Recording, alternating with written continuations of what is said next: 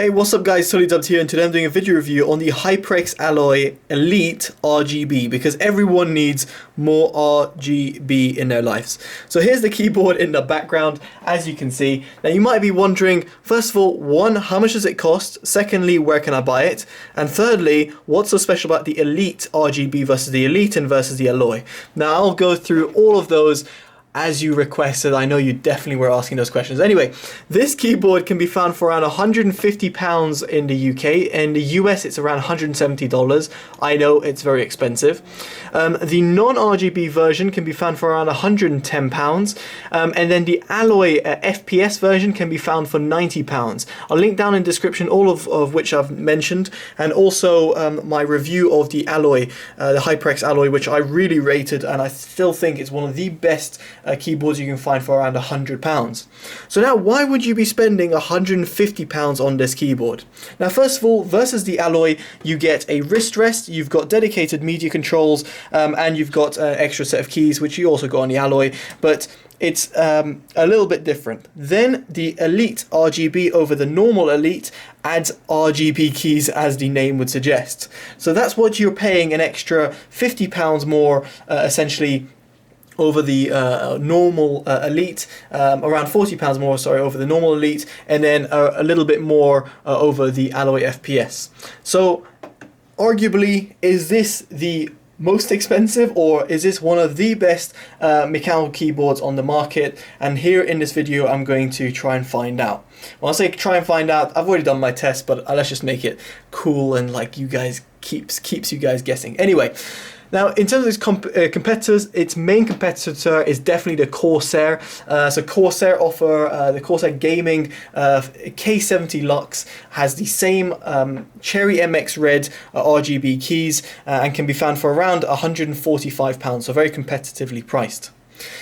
So without further ado, let's talk about the build quality. Now, the HyperX Alloy was beautifully built. It has a metal frame, and in this case with the Elite, it also has a metal frame. That means, yes, you can rage as much as you want. There'll be absolutely no keyboard flex. Well, you can't even flex it even if you wanted to try.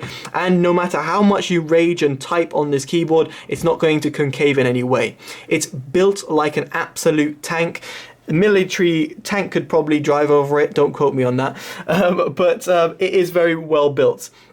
So in terms of the actual build quality of the keyboard itself, it's fantastic. Now moving on from there, you've got a quite thick braided USB cable, but also that is terminated by two USBs, as one of which has a dedicated USB port over here, so you can plug in your mouse or your headset or whatever it might be into the keyboard directly. Very useful to have. At the top, now you might notice there's three non-illuminated keys over here. That's because one of which is to actually control the illumination level and then also disable it. Then you've got the color cycles, so there's predefined color cycles which you can adjust in the software. You don't need any software, so to speak, with the keyboard, but if you want to adjust it and you want to customize it, then you have the option to do so. Then you've got the gaming key, which basically disables the Windows game key. Windows game key, well, the Windows key. Then on the right hand side, you've got dedicated media controls, which I absolutely love, and they actually look really beautiful, really well built, and I like what HyperX have done over here. As you might be able to see, you've got previous, play, pause, skip, mute, and then you've got a volume wheel, which actually just works wonderfully and actually looks fantastic as well. Then on the right hand side, you've got your normal key, so like a G illumination, the caps lock key, and then a num lock key as well over here. Scroll lock doesn't have a illumination, which is not a big deal. Then in terms of the wrist rest, you do get a wrist rest included with the Elite, and obviously the Elite RGB. The wrist rest is beautiful. I can't quite stress this enough. I think HyperX have done a fantastic job. It's a very small thing to note, but a wrist rest does go a long way. I mean, obviously, I use a wrist rest all the time. You can see my Logitech G7 Plus just to the left-hand side over here. Here they've got a kind of like a ribbed design, which means it's great for preventing sweat, which believe me you will be doing if you're going to be playing in more intense scenarios. And also it just feels nice, it just gives a little bit more of grip to your wrist. It goes a long way, but I think HyperX have actually knocked it out the park over here with the wrist rest. And of course it can be detached very easily if you so wish. I'm not going to detach it just for the purpose of the video, but you can detach it very easily, and you know, in case you don't want it or you want to replace it with your own wrist rest or whatever it might be. Now, in the box you get a key puller, which is very useful for cleaning the keys, and then you got extra sets of keys. The extra sets of keys are the 1, 2, 3, 4 and WASD buttons, which are pretty much the most commonly used buttons no matter what type of game you're playing. I guess mainly FPS games will benefit from this. The WASD keys are also ribbed, which is good in terms of having a different feel, so even if you don't know where the position of the keys are for some given reason, you can actually feel the WASD keys feel a little bit different. A nice little touch to have, and a great sort of design as well. Of course, if you don't like these keys, you can have the normal black keys instead over there, or of course you can put like custom keycaps like I have like this on this key tester. Now let's talk about its performance, which is arguably the most important part of any sort of keyboard.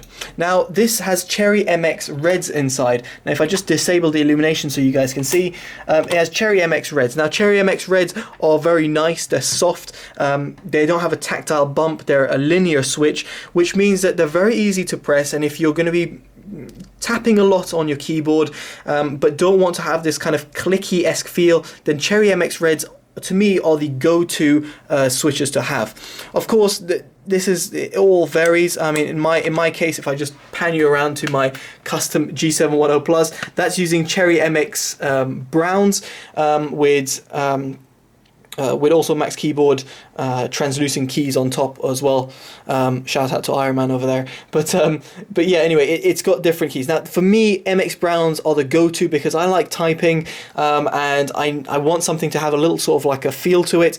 But I guess most people, most gamers are not going to really need that. I mean, again, it's all personal preference, but Cherry MX Red is a good place to start, especially if you're coming from a membrane keyboard. Now, in terms of the keys themselves, they have absolutely no problems. It's Cherry MX switches. They are the best switches on the market, and it's no surprise that they perform very well. Anti-ghosting purposes, in terms of clicking wise, in terms of the response rate of them, absolutely no problem. Plus, the fact that they're on a solid metal build of the HyperX Elite means that they're very nice to type on and even click. So now I'm going to go silent and just going to give you a little bit of a listening test.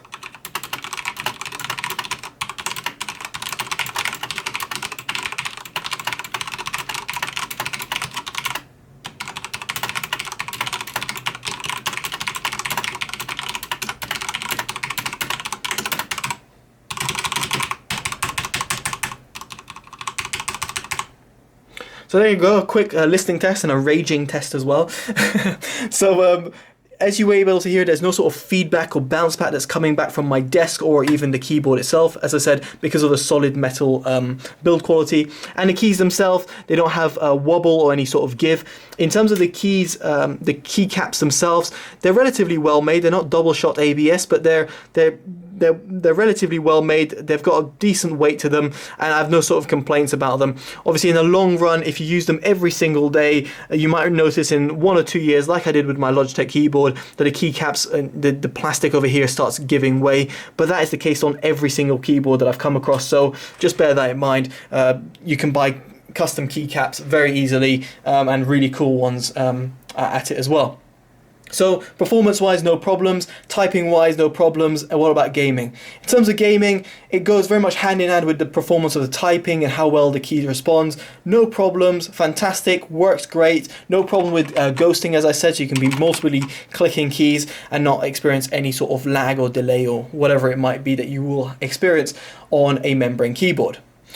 Now, the software of the keyboard is fantastic. It's very intuitive, very easy to use. There's nothing much to it. It's very simple. Again, you don't have to get this, you don't have to install it, but you can. You've got predefined profiles over here. You can also go on a default and then customize it on the game mode. You can change the macros, the lighting, the zones, and even change individual keys if you so wish. It's very easy, very intuitive, and the changes apply pretty much instantaneously down to the keyboard. So now it should hopefully, there you go, when I'm clicking the keys, change the key colors.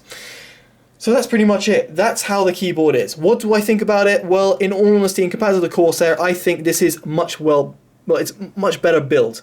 And therefore, for what you're getting for about £150, if you got that type of budget on a mechanical keyboard, get this keyboard. It is the best mechanical RGB keyboard that you can find on the market. That is to say, if it's what you need. If you don't need RGB, go for the normal Elite. It's a fantastic keyboard. And if you don't need any of the extras like the wrist rest and whatnot, get the Alloy. I'm a big fan of what HyperX have done over here, and in all honesty, I can't really fault their mechanical keyboards. So there we go, guys. I've been Totally Dubbed. Hopefully you've enjoyed this review. Make sure you give it a like, comment, subscribe. Let me know in comments below what you think. And there we go. Alright guys, Totally Dubbed out. Bye bye.